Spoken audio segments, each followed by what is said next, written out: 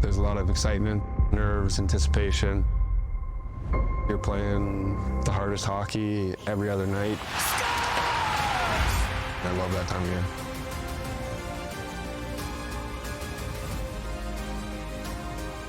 The anticipation now is getting closer. You see behind us, the Edmonton Oilers are ready to take to the ice in their hallway, and such a special time. And this series screams 7 games, guys, right? As you look at the Dallas Stars, it feels so evenly matched. Wherever there's an advantage on one side, the other team has an advantage in a different area. It screams 7. Nobody's winning this in 4 or 5. I would not think so. I think, to your point, Steve, I think there's strengths and weaknesses on both teams that counterbalance it. Both teams are mature teams. Both teams are experienced teams. Both teams are ready to win now. Both teams have been knocking on the door for quite some time now. Both teams are incredibly hungry. And this series is going to go a long way in determining both of these franchises in the near future. There's a lot at stake for both these franchises. Yeah, and you think about the Edmonton Oilers and their growth over the past couple seasons. They've become a team that's more than just Connor McDavid and Leon Draisaitl. And I've seen that firsthand. Against Vegas, a lot of people picking Vegas to win. They handled them with ease, and I think it's the growth of their team. You're going to be hearing depth a lot in this series because it's a chess match. McDavid, Draisaitl, they're rested coming into the series. They're not banged up. They're not exhausted. They're rested. That's a huge factor. And rested mentally, more Big importantly time. than physically. Yep.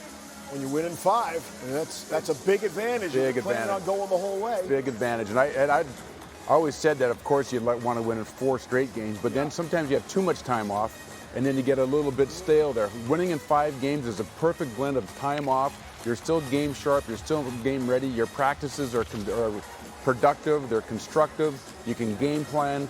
And these guys, I can tell you right now, they are ready to start this series. McDavid's going 100 miles an hour in warm-up in the first 2 laps there. It's 100 miles an hour right to Emily Kaplan. Connor, you guys seem to be finding your stride as these playoffs come along. What's the biggest takeaway from your group the first 2 rounds? No, we're pretty good, and we can win games a lot of different ways. Only 4 teams left. Everybody's good. Be a good test here tonight. All right, well, you guys had a little bit of time off before this series. How did you spend it to mentally prepare? We took a lot of rest. Obviously, rest's important this time of year. We're ready to roll, though. Looking forward to it. And there's a rematch of last year's Western Conference Final. Everyone's talking about your power play goal in Game 6. What do you remember most about that one? It was a big goal and a big time. Game 6 at home with a chance to go to the Stanley Cup Finals. It was a special one that I'll remember forever. Awesome. Appreciate it, Connor. Thanks a lot. Laser focus, right, boys? Well, I mean, This is the overtime winner. well, what are you going to say about that goal? He just undressed half their team, toe-dragged it, and then went under the bar, and then gave the big set. Like, look at this. Like, this is what you can't teach. So for people that want to ask me who's going to win the series, when he's making plays like that in an NHL playoff game, Against one of the best defensemen in the That league. was Heiskanen. come on, guys. What are we talking Heiskanen. about here? A healthy Heiskanen. So, Connor McDavid, and you're right, he flies even in warm-ups, too. He's got one speed. And arrested Connor McDavid physically and emotionally and mentally is not a good sign for the competition. I can tell you that right now.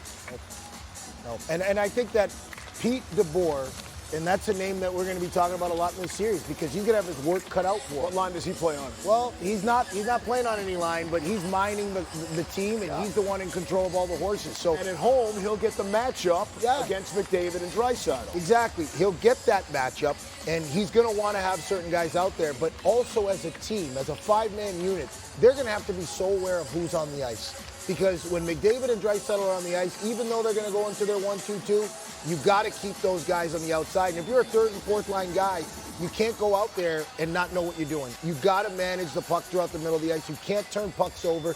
Those mistakes will cost you this series. Every shift is so important. And, like McDavid said, there's 4 teams left. These are the... Hold on, Max. If we rewind a couple months and we ask who's going to win this series, if Dallas and Edmonton met each other in the conference final, you'd probably get 9 out of 10 people that would have said Dallas. Not right now. I wouldn't say that. No way. Not with the way Edmonton's playing. So, for me, Edmonton's come a long way, but a big work's cut out for Pete DeBoer big time in this series. They're going to have to manage the middle of the ice, and a big time is going to be big focus is going to be on their structure and how they play. Let's talk Stuart Skinner for just a second. You are both on record as picking the Oilers in this series, when it would appear this is not a slight of Skinner. This is a saying how great Jake Ottinger is in goal. Well, I think if you just look at pure statistics, you look at Ottinger having the advantage. But let's not forget, that guy right there got the Edmonton Oilers to the Stanley Cup Final to Game 7 last year. Yes, and Ottinger's never been to a Stanley Cup Final. So we got to give a little bit of credit to Stuart Skinner for what he was able to accomplish last year. Now, Pickard has been able to come in when Skinner has fallen down and pick up the slack and got the Oilers through that first round, which is incredible to give him time to reset himself, which he looks like he has. But the only people that don't think that they have a goaltending problem are the Edmonton Oilers and the team. They have full trust on both Pickard and Skinner.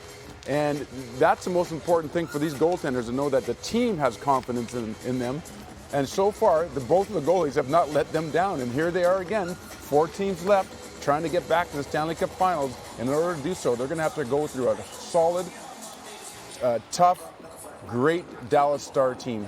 Who's the player that's going to shut down Connor McDavid? Which forward are they going to have? Who's their Barkov? Defense. We're gonna find out.